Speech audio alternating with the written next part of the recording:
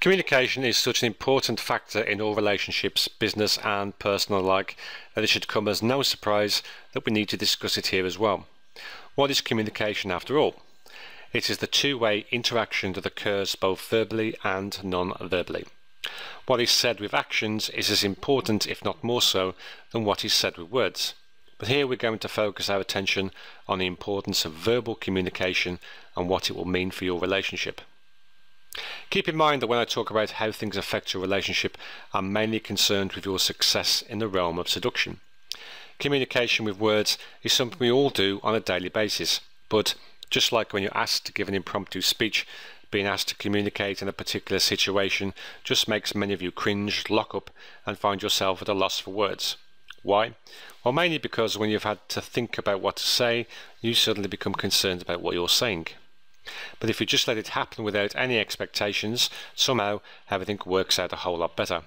That being said, think of your past relationships and where communication failed you. Was it something you said in the particular conversation that you came to regret later? Or was it something she said that you either treated as unimportant or simply didn't hear at all? Or could it have been a time when you should have said something to her but didn't, and the results were equally regrettable? Surely all of these have happened to nearly everyone at one time or another. The trick is to not let these past failures define how you communicate now and in the future of your current relationship.